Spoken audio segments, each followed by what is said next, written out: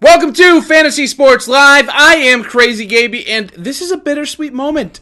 Shedding a solitary tear here for the final day of the NBA regular season. Now, we still have the playoffs, so I'm not going through withdrawal or anything like that, but this does sort of mark the end of the 2013-2014 regular season, if you will. The DFS action slows down substantially, and that's definitely something to get me down a little bit.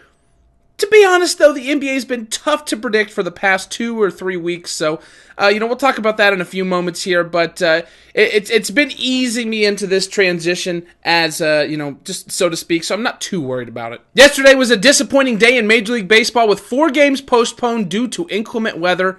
Add on to that the fact that the consensus top ace Steven Strasburg, I admit it, I told you to play him. Yeah, I know. I'm sorry. My apologies.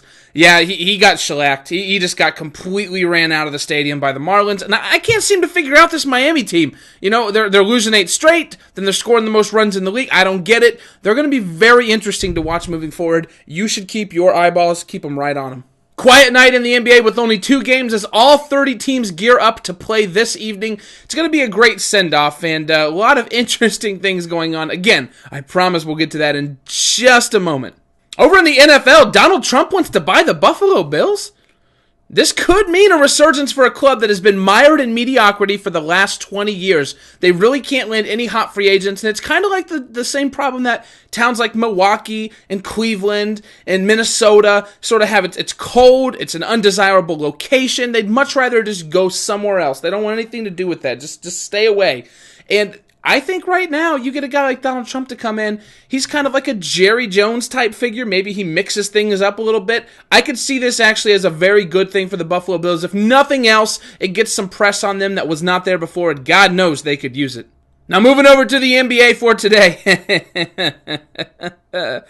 So, like I normally do, I started out the beginning of the day writing down my top plays, jotting down who I wanted to take this evening, who I was going to talk to you guys about. And, pretty much here's my research, and this is kind of the consensus that I came to. It doesn't matter. It's just impossible today. Every single team is sitting every single player. Nobody is safe. You have no idea what's going on. That's obviously hyperbole. There are some players you can choose from, but I've got 5 tips I want to give to you tonight that are going to help you choose the right team, because to be honest, I just don't even have enough time to go over the players that you could potentially use tonight. I don't even know myself. It's probably not going to be clear until like 6:30 Eastern Standard Time tonight. So here you go. Number 1, don't stretch yourself too thin. On a night like this, it could be very easy to screw yourself over by playing too many different lineups. Brand new breaking news comes out 5 minutes before tip-off, and all of a sudden you don't have time to switch it out. Be reasonable. It's a great night to play a lot of tournaments, but I would definitely not spread yourself too thin.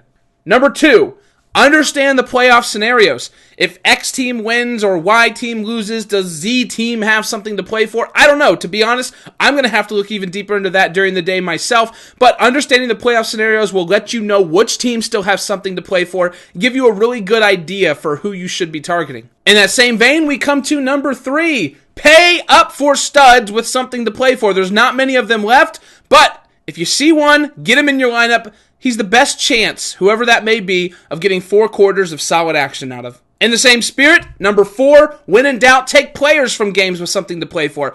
If I see a mediocre player who I think is going to get 40 minutes because his team has something left, and there's a slightly better player for the same price tag but a little iffy, I'm just going to go ahead and drop down in value and just take the player that's probably going to play 35 to 40 minutes. It's not exactly optimal strategy, but you have to do what you have to do on a day like this. And number 5, this is something you probably already do, but it bears reminding. Stay glued to your computer for the final hours. Just keep those eyeballs fixed right on the computer screen.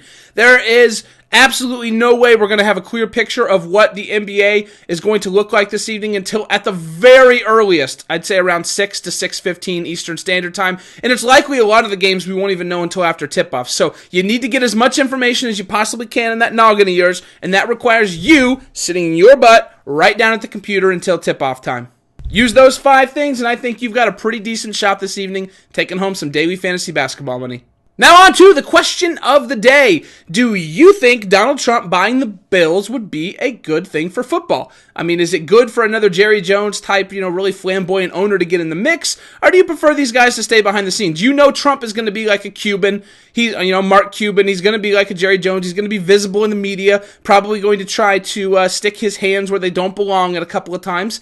So do you think this would overall be a good thing for the NFL, or do you think they should keep personalities like this on the sideline? Let me know in the comments below. I'd love to hook up with you and chat. Thanks for watching Fantasy Sports Live. I am Crazy Gaby, reminding you to be a man, grow a beard.